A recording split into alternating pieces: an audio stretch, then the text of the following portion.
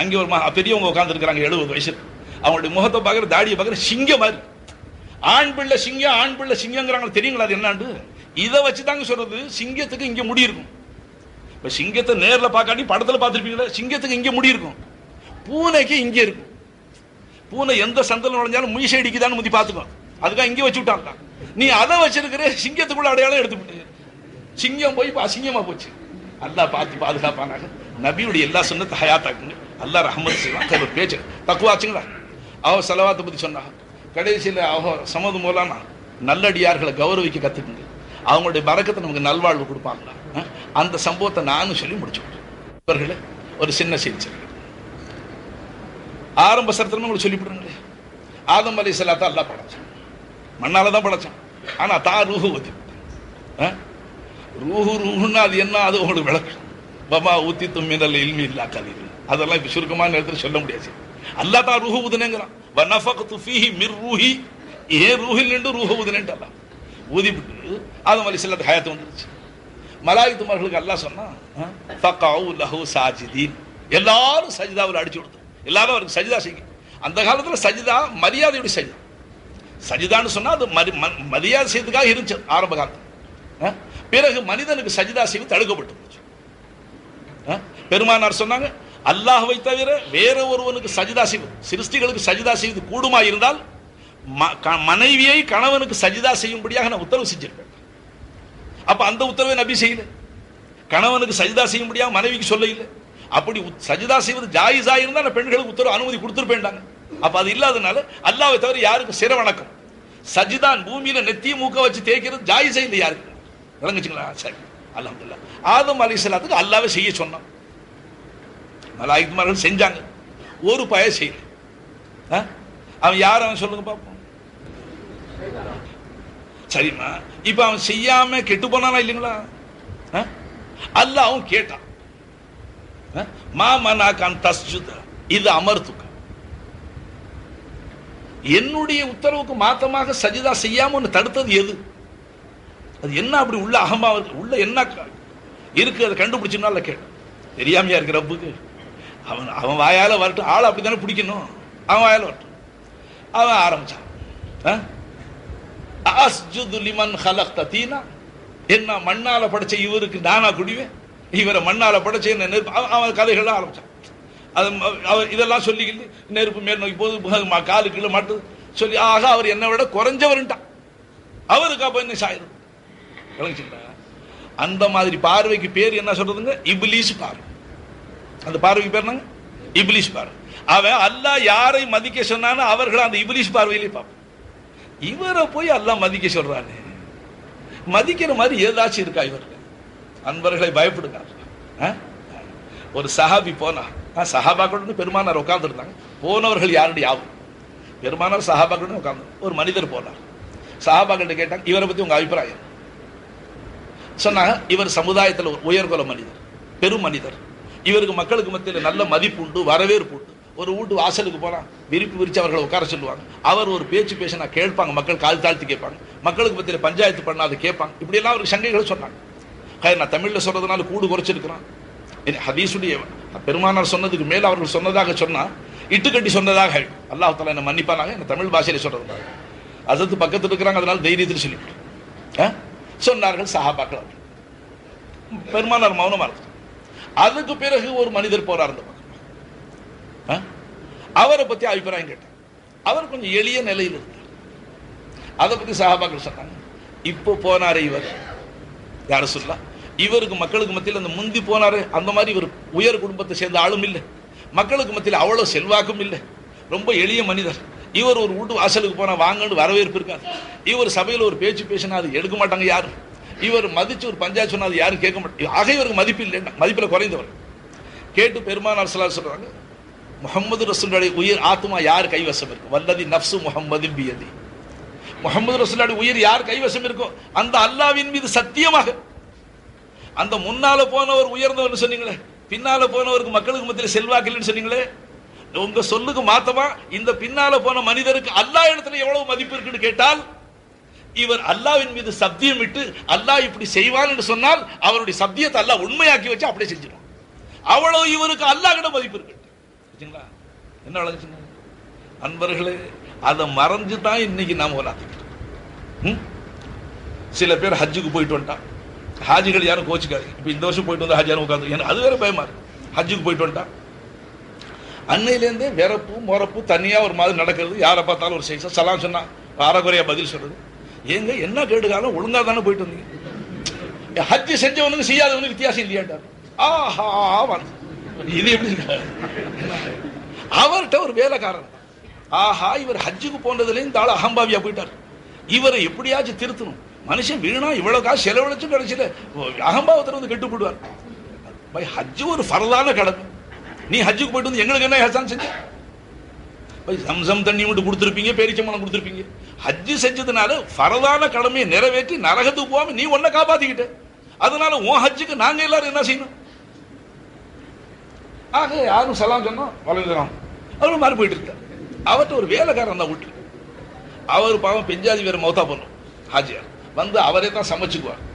பொடியனை கூப்பிட்டு சொன்னாரு, அடுப்புல சட்டி வச்சுட்டேன்டா, இப்போ எண்ணெய் ஊத்த போறேன், டப்பியை பார்க்குற கடுவு இல்லை.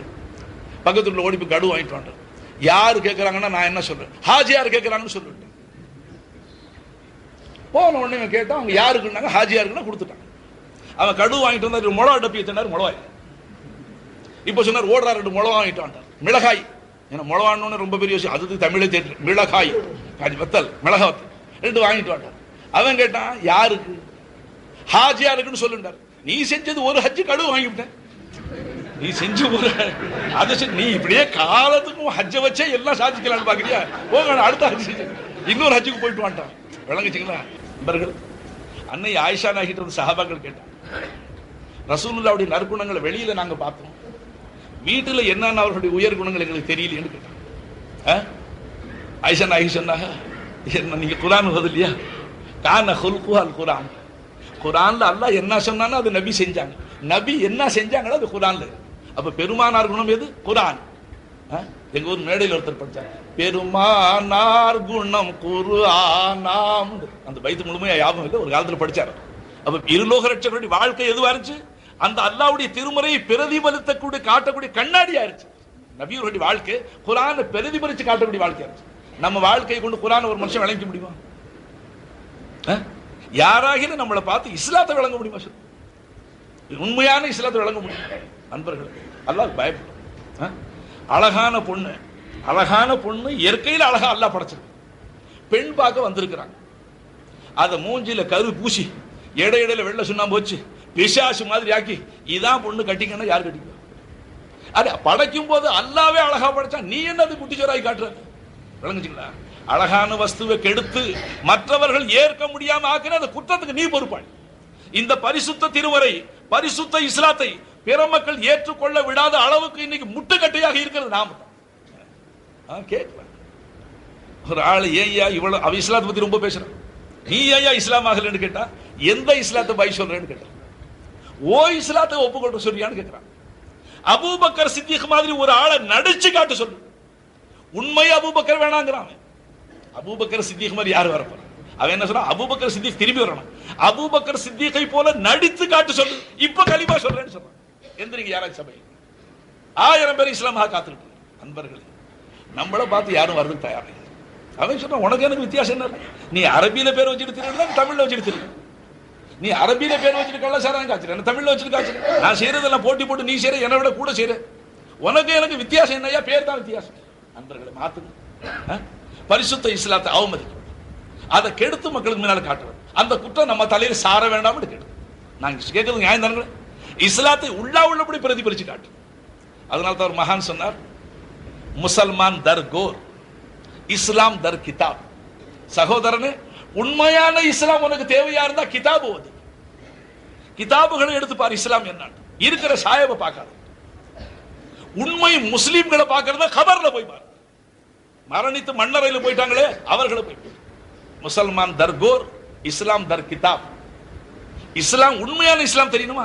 இஸ்லாமிய லிட்டரேச்சர் அப்பதான் தெரியும். உண்மை முஸ்லீம்களை பார்க்கணுமா? மண்ணறையில் பாருங்க. அப்ப நாம எல்லாம் யாரு? முஸ்லீம் இல்லையா? நிச்சயமா முஸ்லீம். இன்ஷா அல்லாஹ் சொல்லுங்க, பிஹம்தில்லா, பிஹம்தில்லா முஸ்லீம்கள் தான். அல்லாஹ்வுடைய புகழும் நாம எல்லாம் முஸ்லீம்கள், மோமீன்கள் தான். ஆனா கொஞ்சம் குறைவு இருக்கு நண்பர்களே, நான் இல்லைன்னு சொல்றேன். அந்த குறைகளை அகற்றுங்க. என்னல குறை ஜாஸ்தியா இருக்கு? நான் உங்களுக்கு சொல்ல நினைக்காதீங்க. ஹஸரத் அவர்களுடைய ஜும்மா குத்பாவை நீங்க கவனிச்சு பாருங்க. யா அய்யுஹன்னாஸ் இத்தகுல்லாஹ் வ இய்யாய பித்தக்வல்லாஹ் ஊசிக்கும் பித்தக்வல்லாஹ் வ இய்யாய. எனக்கு சேர்த்தான் சொல்றேன், உங்களுக்கு மட்டும் சொல்ல இல்லை. குத்பா செய்யும்போது அவங்க தரேன், நான் எனக்கு உங்களுக்கு மட்டும் சொல்றேன், எனக்கு சேர்த்தான் சொல்றேன். நான் அல்லாஹ் கிட்ட அழுதாலும் அதான் சொல்றேன், யா அல்லாஹ் ஒரு நபி இரத்தம் நபியும் சஹாபாக்களும் இரத்தம் சிந்தி வளர்த்த இஸ்லாமிய நந்தவனத்தை பாதுகாக்கக்கூடிய தொண்டர்களில் என்னை ஒரு ஆளா சேர்த்துக்கிறேன். நான் உங்களுக்கு அதை அதுவாங்க, அதனால உங்கள்கிட்ட அதையே சொல்றேன். ஆகையினால ரமது மௌலானா சொன்னார்கள், நல்லவர்களுடைய பரக்கத்து.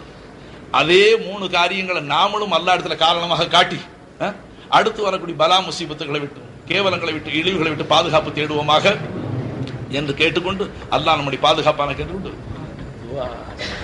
தொண்டர்